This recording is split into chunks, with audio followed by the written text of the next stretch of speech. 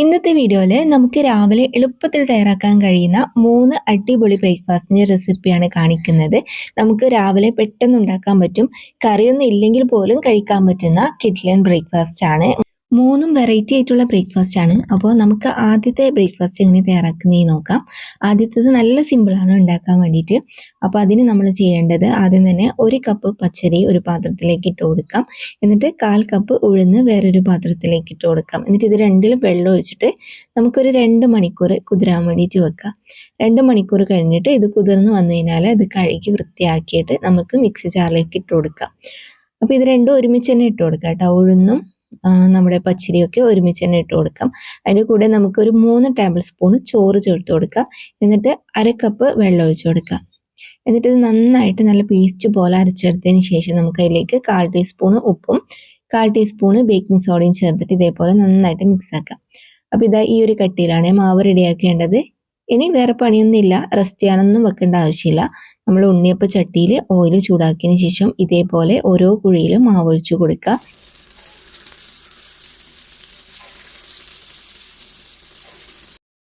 അപ്പോൾ നമ്മൾ എല്ലാ കുഴിയിലും മാവൊഴിച്ചതിന് ശേഷം ഇതേപോലെ തിരിച്ചിട്ട് കൊടുത്തിട്ട് മറ്റേ സൈഡും കൂടി ഫ്രൈ ആക്കിയിട്ടെടുക്കാം.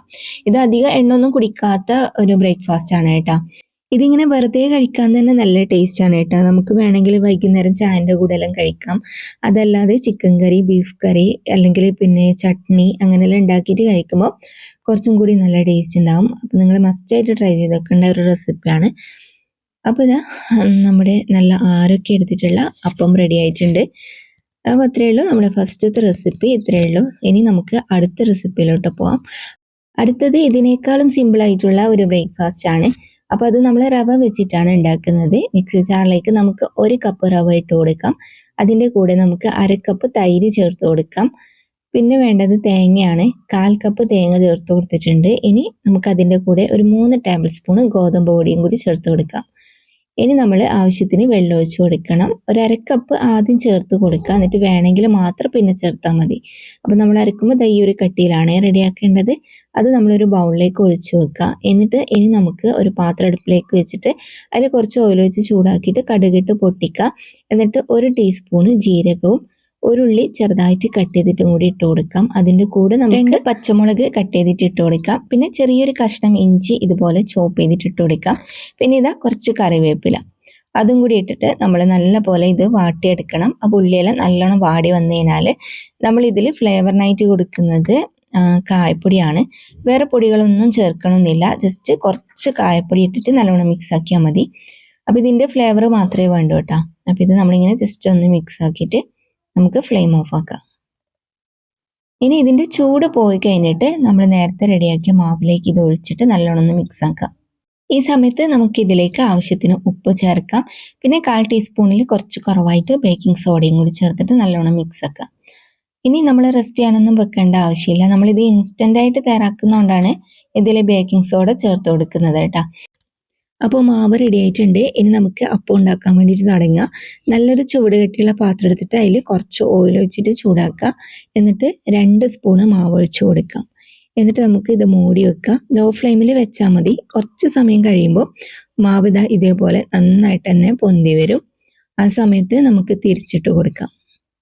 അപ്പോൾ അടിഭാഗത്തെല്ലാം ഇതുപോലെ നന്നായിട്ട് ഫ്രൈ ആയിട്ടുണ്ടാവും. ലോ ഫ്ലെയിമിൽ തന്നെ വെച്ച് കൊടുക്കണേ, എന്നാലേ ഇതിൻ്റെ ഉൾഭാഗമെല്ലാം നല്ലോണം വെന്ത് വരും.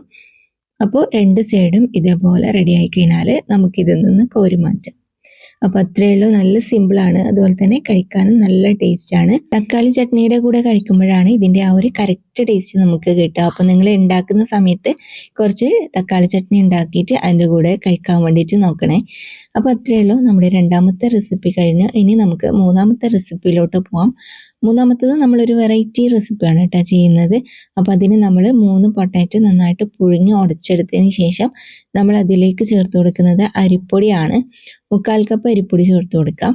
പിന്നെ നമുക്ക് 1 ഉള്ളി ചെറുതായിട്ട് കട്ട് ചെയ്തതും 2 പച്ചമുളക് കട്ട് ചെയ്തതും പിന്നെ ഇഞ്ചി വെളുത്തുള്ളി ചതച്ചതും പിന്നെ ആവശ്യത്തിന് ഉപ്പും ചേർത്ത് കൊടുക്കാം. അപ്പോൾ ഇതിൻ്റെ കൂടെ വേണമെങ്കിൽ നിങ്ങൾക്ക് മല്ലിയിലയോ കറിവേപ്പിലയോ ഒക്കെ ചേർത്ത് കൊടുക്കാം കേട്ടോ. അപ്പോൾ നമ്മളിത് നന്നായിട്ട് കുഴച്ചെടുക്കണം. കുഴക്കുന്ന സമയത്ത് അരിപ്പൊടി വേണമെന്നുണ്ടെങ്കിൽ നിങ്ങൾക്ക് എക്സ്ട്രാ ഇതിൻ്റെ കൂടെ ചേർത്ത് കൊടുക്കാം. മാവ് ലൂസായി പോകരുതേ. ഞാനിപ്പോൾ കാണിക്കുന്ന ഈ ഒരു തിക്നെസ്സിലാണ് നമ്മൾ മാവ് റെഡിയാക്കേണ്ടത്. അപ്പോൾ നമ്മളിത് ഇങ്ങനെ റോൾ ചെയ്യുക. മൊത്തത്തിൽ ഇതേപോലെ ഇങ്ങനെ റോൾ ചെയ്തിട്ട് ഈ ഒരു ഷേപ്പിൽ കട്ട് ചെയ്യാം. അപ്പോൾ ഇത് ഇങ്ങനെ തന്നെ ചെയ്യണമെന്നില്ല, നിങ്ങൾക്ക് ഇഷ്ടമുള്ള ഷേപ്പിൽ ഉണ്ടാക്കുക. ഇതാകുമ്പോൾ നമുക്ക് എളുപ്പത്തിൽ പണി തീരുമല്ലോ. റോൾ ചെയ്തിട്ട് ജസ്റ്റ് ഇതേപോലെ ഇങ്ങനെ കട്ട് ചെയ്തെടുത്താൽ മതി. ഇനി നമ്മളിത് ഷാലോ ഫ്രൈ ചെയ്താൽ മതി. കുറച്ച് ഓയിൽ മാത്രം ഒഴിച്ചു കൊടുത്തിട്ട് ഓരോന്നും നമുക്ക് ഇതിലേക്ക് ഇട്ട് കൊടുക്കാം. ഇത് മുങ്ങി പൊരിയണമെന്നില്ല, ജസ്റ്റ് ഷാലോ ഫ്രൈ ചെയ്താൽ മതി. പക്ഷെ പുറം ഭാഗം നല്ല ക്രിസ്പി ആക്കിയിട്ട് എടുക്കണേ, എന്നാലാണ് നല്ല ടേസ്റ്റ്, നല്ല വെറൈറ്റി ആണ്. ഇതിൽ നമ്മൾ മസാലകളും ഉരുളക്കിഴങ്ങെല്ലാം ചേർത്ത് കൊടുത്തുകൊണ്ട് നമുക്ക് കറിൻ്റെ ആവശ്യമൊന്നുമില്ല. അപ്പോൾ ഇതാ നമ്മുടെ അടിപൊളിയായിട്ടുള്ള ബ്രേക്ക്ഫാസ്റ്റ് റെഡി ആയിട്ടുണ്ട്. നല്ലൊരു വെറൈറ്റി ടേസ്റ്റാണ്. അപ്പോൾ എല്ലാവരും ട്രൈ ചെയ്ത് നോക്കുക. ഇന്നത്തെ 3 റെസിപ്പിയും നിങ്ങൾക്ക് എല്ലാവർക്കും ഇഷ്ടപ്പെട്ടു എന്ന് വിചാരിക്കുന്നു. വീഡിയോ ഇഷ്ടപ്പെട്ടാൽ മറക്കാതെ ലൈക്കും ഷെയറും കമൻറ്റും ചെയ്യുക. ആദ്യമായിട്ട് കാണുന്നവരാണെങ്കിൽ സബ്സ്ക്രൈബ് ചെയ്യാനും ഫോളോ ചെയ്യാനും മറക്കരുത്.